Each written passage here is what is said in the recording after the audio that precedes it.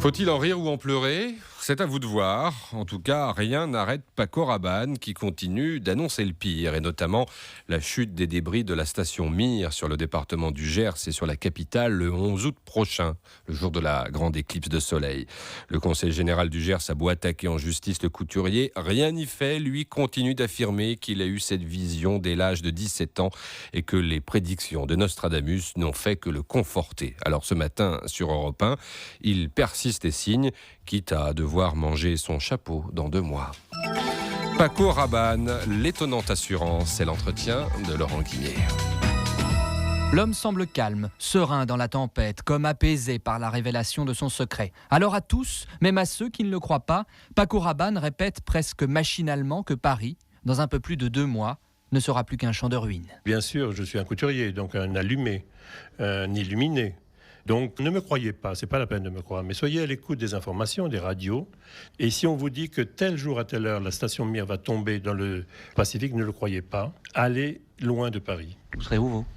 En Bretagne. Vous ne serez pas dans le Gers, comme on vous y a invité ?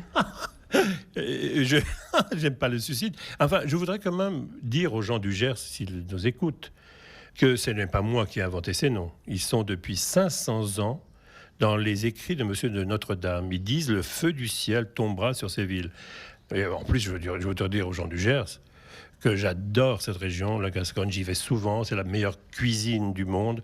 Donc, je retournerai après ces événements, mais surtout pas en août. Je ne suis pas suicidaire quand même. Mais vous voyez, par exemple, les gens du Gers, ils ont dit Paco Rabanne, il est meilleur couturier que prophète, quoi. Alors ça, c'est plutôt gentil, mais qu'est-ce que ça vous apporte en plus, quoi, pour votre image, pour vous, à part des sous ? Ça ne me rapporte pas des sous, parce que le bouquin, ça m'apporte des emmerdes. Beaucoup d'emmerdes, d'abord parce que dans mon entreprise, je ne suis pas le propriétaire. Ils sont mécontents. Ils sont furieux, disant que je porte tort à la société.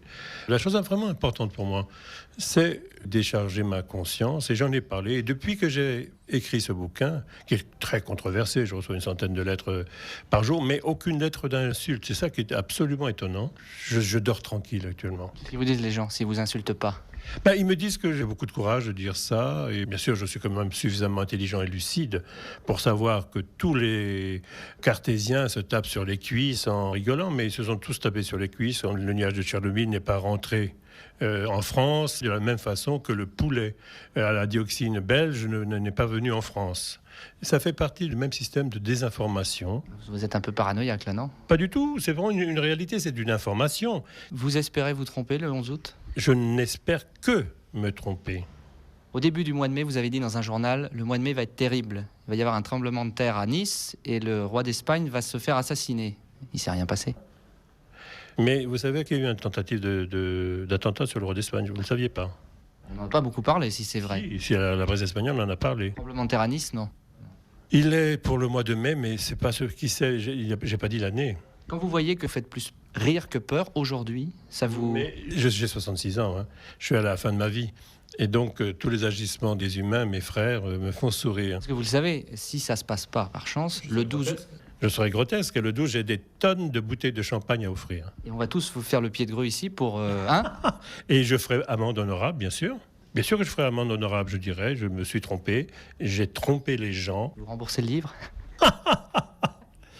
Pourquoi pas? J'offrirai du champagne, en tout cas. Et je fermerai ma gueule à jamais. D'accord, Rabanne, merci. Voilà, et on